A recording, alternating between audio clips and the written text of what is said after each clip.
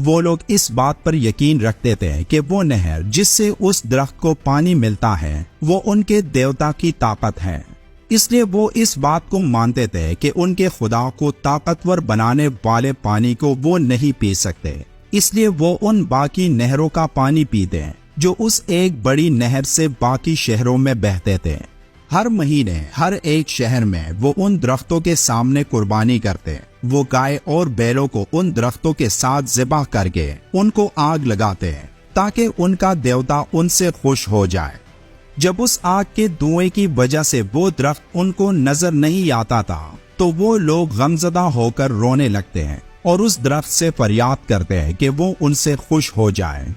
اسی دوران شیطان ان کے پاس آتا اور اس درخت کی شاخوں کو الگ الگ کرتا جس سے وہ درخت نظر آنے لگتا، اور پھر ان کو بلند آواز میں کہتا کہ تم لوگوں کی قربانی میں نے قبول کر لی ہے، اس لیے خوش ہو جاؤ۔ یہ سنتے ہی وہ لوگ ناچتے اور خوشیاں مناتے اور شراب پیتے۔ یہ سب سال میں 12 دفعہ ہر شہر میں دہرایا جاتا۔ تب اللہ نے ان کے درمیان اپنا ایک پیغمبر بھیجا جو ان کو اس درخت کی عبادت کرنے سے روکتا اور انہیں ایک اللہ کی عبادت کی تلقین کرتا، لیکن وہ لوگ اس پیغمبر کی بات نہیں مانتے تھے اور اسے جھٹلا کر ان کے دشمن بن گئے۔ پھر ایک دن جب وہ پیغمبر انہیں برے کاموں کو چھوڑنے کی نصیحت کر رہا تھا تو انہوں نے اس کو ایک گہرے کنویں میں ڈال دیا اور اس کنویں کو ایک بڑے پتھر سے بند کر دیا۔ تب اس پیغمبر نے اللہ سے فریاد کی کہ اس کی قوم اس کی بات نہیں مان رہی، میں اپنی زندگی اللہ کے سپرد کرتا ہوں، اللہ ہی میری فریاد سننے والا رحیم ذات ہے۔ تب اللہ نے اس پیغمبر کی فریاد سنی اور اس پوری قوم کو ایک تیز اور سرخ آندھی سے ہلاک کر دیا۔ اس کہانی کے بارے میں قرآن و حدیث میں کہیں ذکر نہیں ملتا، اور کئی مفسرین کے مطابق یہ کہانی قدیم اسرائیلیات کا حصہ ہے جس پر یقین نہیں کیا جا سکتا، لیکن وہ قوم جو اس علاقے میں رہتی تھی اس کا ذکر قرآن میں موجود ہے، جسے اصحاب ایکا اور مدین کے لوگ کہا جاتا تھا۔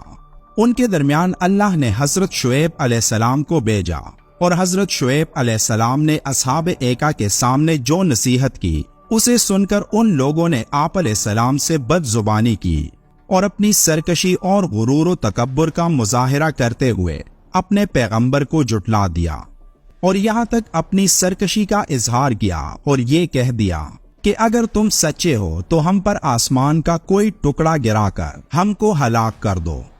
حدیث شریف میں آیا ہے کہ اللہ تعالیٰ نے ان لوگوں پر جہنم کا ایک دروازہ کھول دیا جس سے پوری آبادی میں شدید گرمی اور لو کی حرارت و تپش پھیل گئی اور بستی والوں کا دم گھٹنے لگا، تو وہ لوگ اپنے گھروں میں گھسنے لگے اور اپنے اوپر پانی کا چھڑکاؤ کرنے لگے، مگر پانی اور سائے سے ان کو کوئی چین اور سکون نہیں ملتا تھا، اور گرمی کی تپش سے ان کے بدن جھلسے جا رہے تھے۔ پھر اللہ تعالیٰ نے ایک بادل بھیجا جو ان کی پوری بستی پر چھا گیا اور اس کے اندر ٹھنڈی ہوا تھی۔ یہ دیکھ کر سب گھروں سے نکل کر اس بادل کے نیچے آ گئے۔ پھر جب تمام لوگ وہاں جمع ہو گئے تو ایک شدید زلزلہ آیا اور آسمان سے آگ برسنے لگی جس میں سب کے سب ٹڈیوں کی طرح تڑپ تڑپ کر جل گئے۔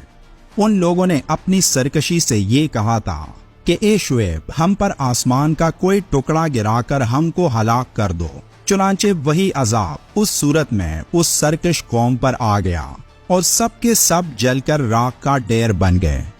آج اس شہر کا کوئی نام و نشان باقی نہیں ہے، اور ایک روایت میں ہے کہ ہجرت کے 90 سال جب رسول اللہ صلی اللہ علیہ وآلہ وسلم نے لشکر روم کے مقابلے کے لیے تبوک کی طرف لشکر کشی کی تو صحابہ اس مقام پر ٹھہرنا چاہتے تھے، لیکن پیغمبر اکرم صلی اللہ علیہ وآلہ وسلم نے منع کیا اور فرمایا یہ اسی قوم کا علاقہ ہے جس پر عذاب الہی نازل ہوا تھا۔